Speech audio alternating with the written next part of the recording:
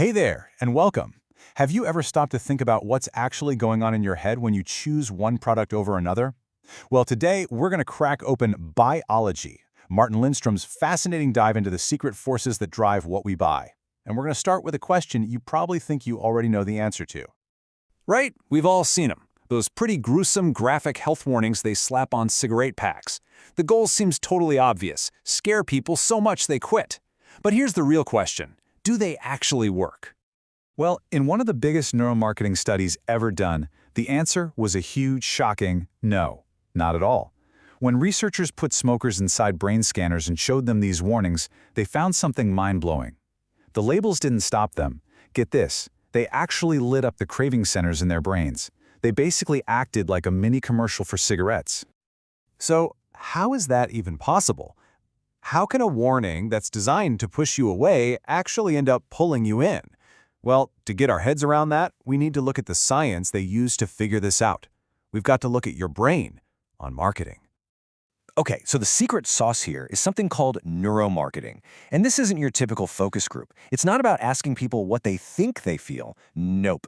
This is about using serious medical tech, like fMRI brain scans, to see what's really happening deep in the subconscious. It's like a backstage pass to your brain, getting the raw, unfiltered truth. And that is exactly what those brain scans showed with the smokers. The graphic warnings were hitting a part of the brain called the nucleus accumbens, which is basically the brain's craving central. So you had these smokers telling the researchers, oh yeah, these warnings are super effective, but meanwhile, their brains were practically screaming, I want a cigarette. This huge gap between what we say and what our brains actually do, that's key to everything else we're about to talk about. You know, this whole thing just blows the doors open on a much bigger question. If something is in your face as a health warning can totally backfire, what does that mean for all the regular, everyday ads we see? This brings us to what you could call the myth of the obvious ad. I mean, just think about it for a second. We are absolutely drowning in ads. By the time you're 65, you'll have seen something like 2 million TV commercials. But here's the crazy part. Our ability to remember any of them has completely tanked. Back in 1965, people could remember about a third of the ads they saw. By 2007, that number dropped to a measly 8%. We see more, but we remember way, way less. So what's the secret? What actually gets through all that noise? Well, let's look at a perfect example from back when American Idol was, well, the biggest show on earth. Two huge sponsors, Ford and Coca-Cola, poured millions into that show, but the results they got couldn't have been more different. And here's why. Ford did the totally predictable thing. They ran slick car commercials during the ad breaks. You know, the ones we all use to go grab a snack? They were an interruption. But Coke, they were playing chess. They wove their brand right into the DNA of the show. The judges were sipping from Coke cups. The lounge had those famous red walls. Even the furniture was shaped like the Coke bottle. They weren't an ad. They were just part of the world. And the lesson here is, honestly, huge.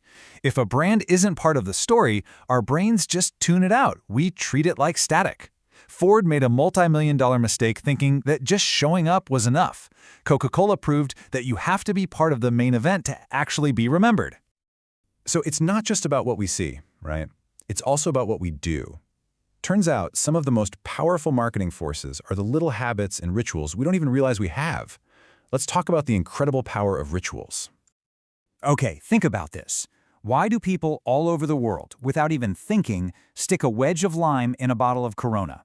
You'd probably guess it's some kind of authentic, age-old tradition from Mexico, right? Makes sense.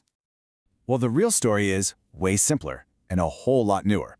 It's a perfect case study in how a tiny, repeatable action can become completely tied to a brand, and it all started with just one bartender.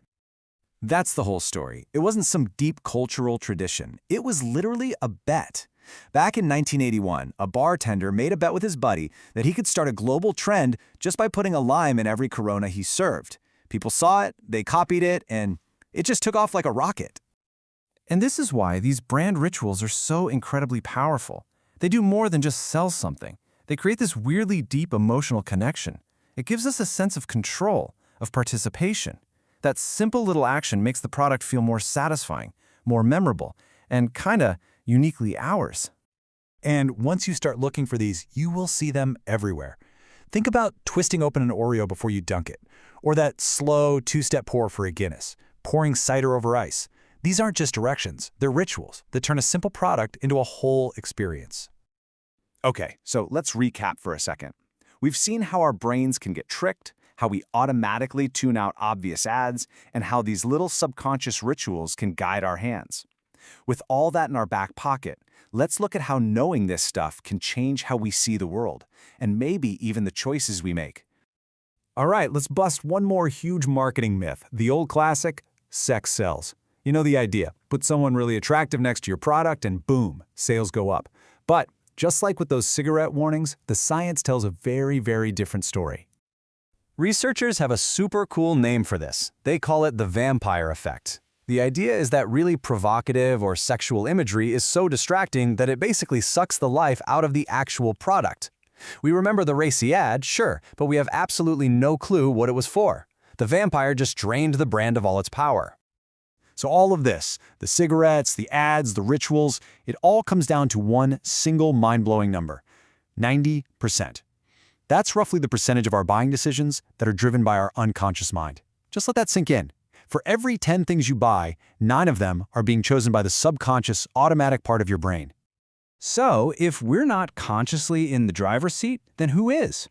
The answer is something called somatic markers. And the easiest way to think about them is like little emotional bookmarks that your brain has been creating your entire life.